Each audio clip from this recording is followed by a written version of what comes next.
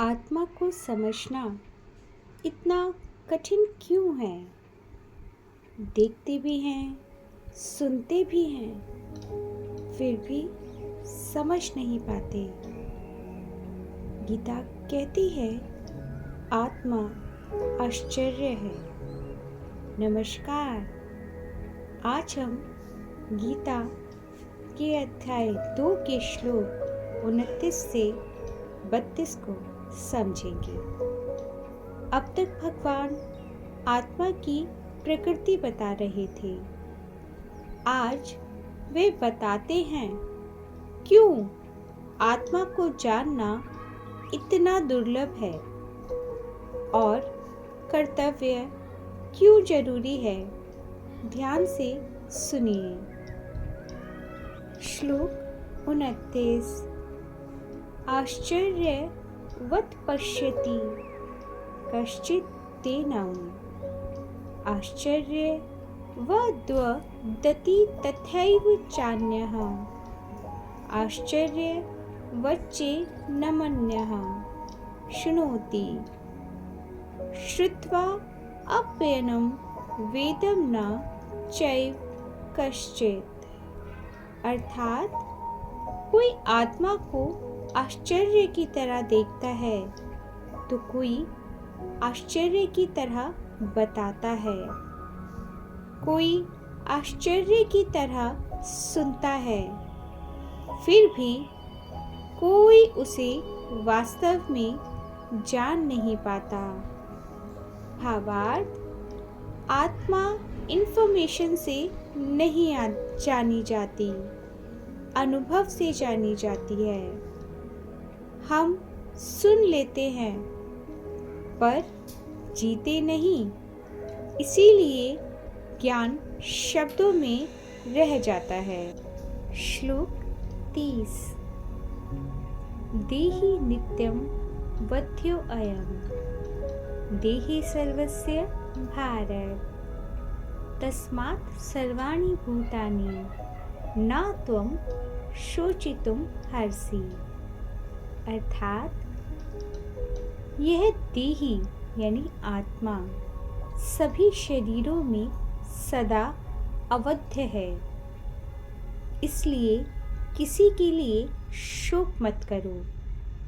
भावार्थ, शरीर नष्ट होता है पर जो उसमें रहता है वह नष्ट नहीं होता। शोक शरीर के लिए है, आत्मा के लिए नहीं। श्लोक 31। स्वधर्मपि चावेक्ष्य न विकम्पतुं हर्षि धर्मार्थी युद्धात् श्रेयो अन्यत् क्षत्रियस्य न विद्यते। अर्थात अपने स्वधर्म को देखकर तुम्हें विचलित नहीं होना चाहिए। धर्म युक्त युद्ध से बढ़कर क्षत्रिय के लिए कुछ नहीं। भावार्थ, अब यहाँ गीता प्रैक्टिकल हो जाती है।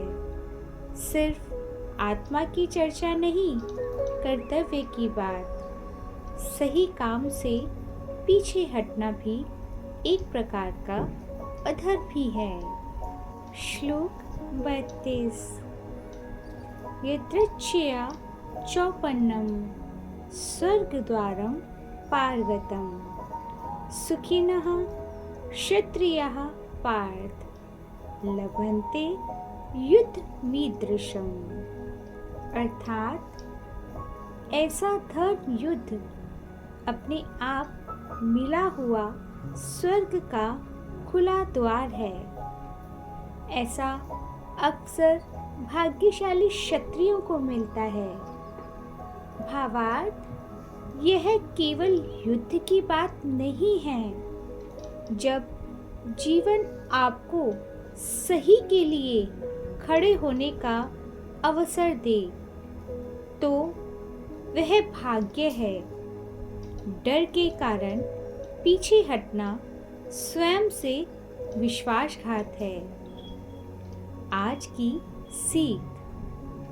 ज्ञान सुनना आसान है, जीना कठिन।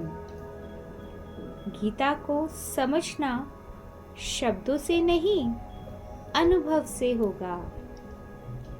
और जब सत्य समझ में आ जाए तो कर्तव्य से पीछे मत हटो। आध्यात्मिकता भागना नहीं सिखाती, स्थिर रहना सिखाती है।